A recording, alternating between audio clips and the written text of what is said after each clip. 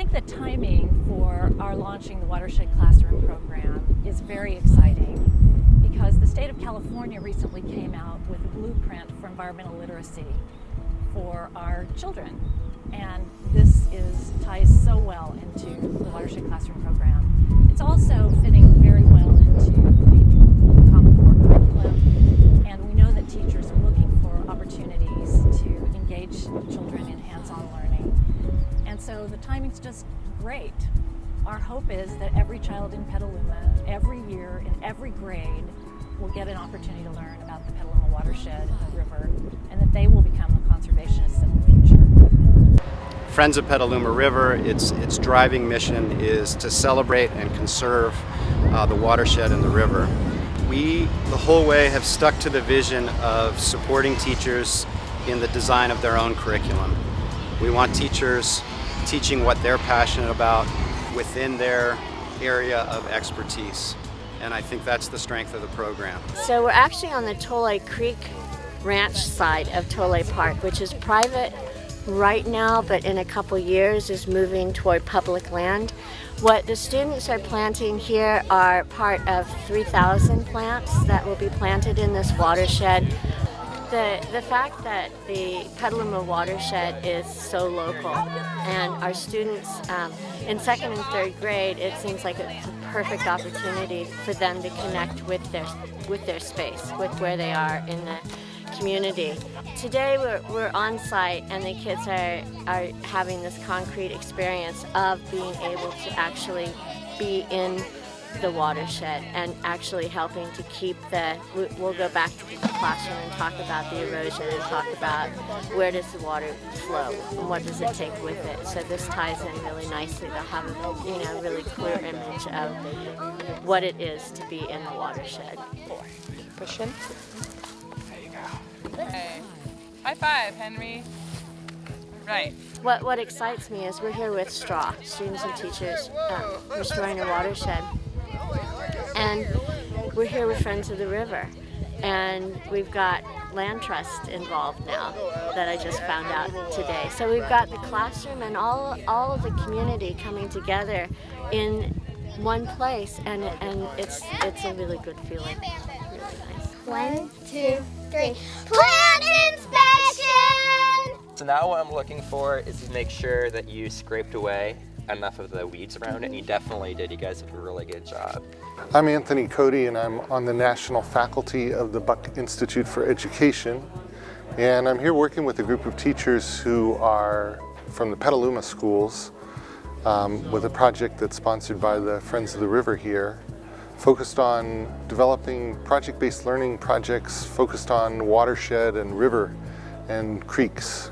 The projects really all have in common that they have something to do with the watershed, but that really varies because high school teachers may be looking at hydrology and engineering and the impact of erosion on the stream beds.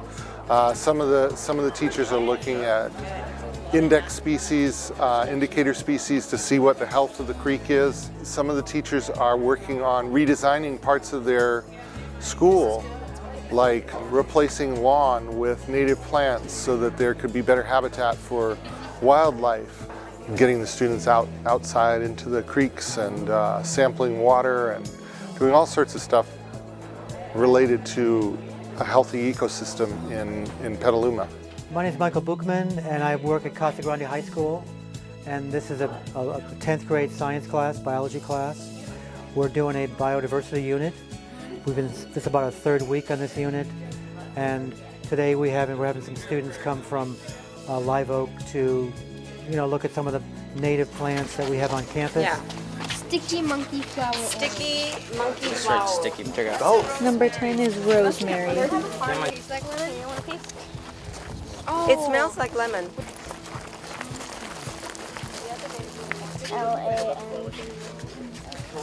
L-A. We have 7 different stations, and a couple of them are like field guides that teachers put together about Schollenberger Park, some of the plants and animals there. So they're looking at those, and then just writing down a couple of animals and a couple of plants that they'd find in Schollenberger Park.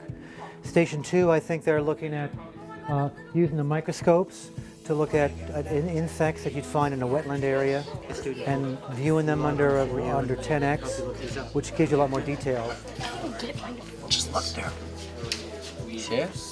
Oh. You see it? I want to see it. Station 3 is looking at mosquito larvae, and also the idea that we brought some mosquito fish in, which helps them to minimize the number of mosquitoes in the environment.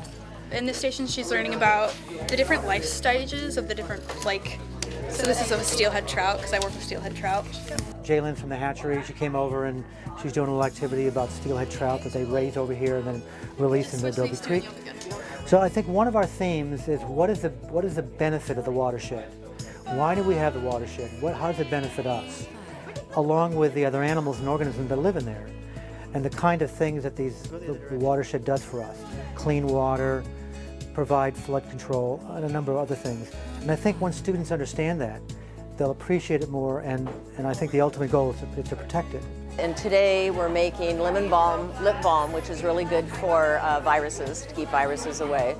And so the students are using herbal products in these 4 lab stations, putting the product together. They have herbal essence oils that they use and decide which essence is the best for their need. They have colorant if they want it. They're using beeswax and lemon balm that we grew on campus as a project for the Olay project that we have, and it's working into the watershed project. And so these students are doing lip balm while the students behind you are making herbal soaps. And the soaps actually help them. They can choose again from essential oils, and all these essential oils come from plants. And so, why do we need to take care of the watershed? Why do we need to take care of the environment? Most of our medicine comes from the environment originally. And so they're learning how important that is.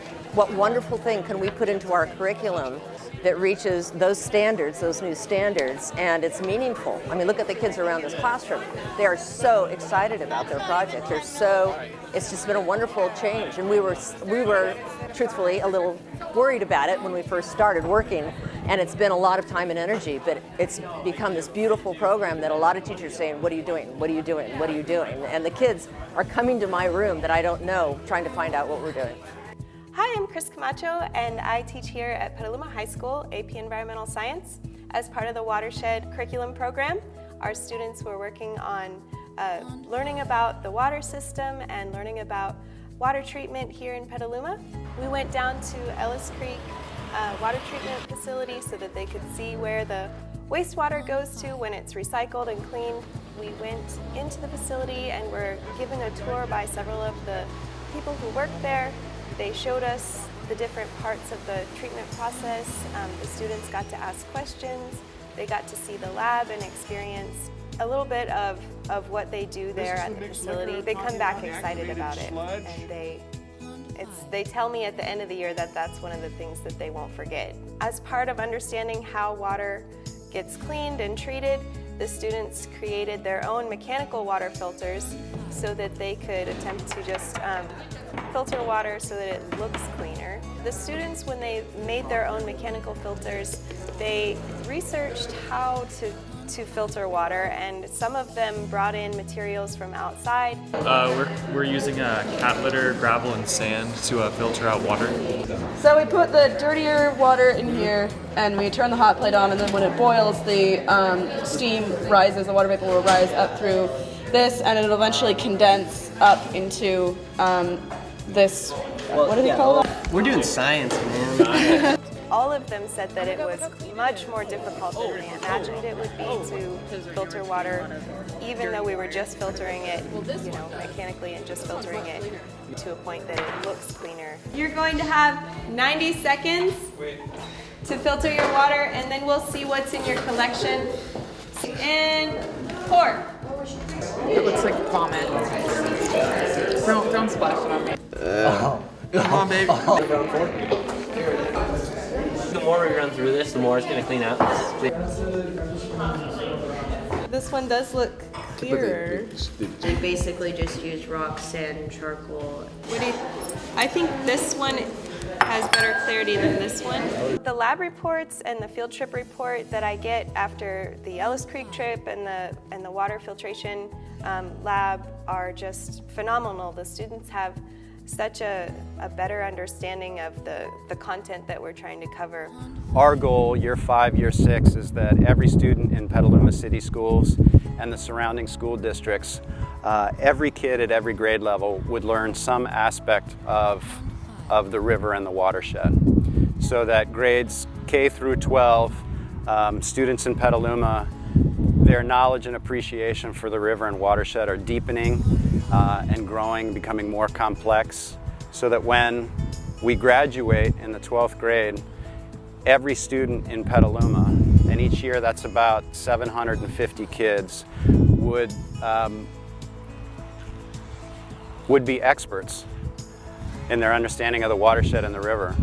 Back to geoliteracy, these are kids who would really understand how vitally important the river and watershed is to Petaluma, to our future.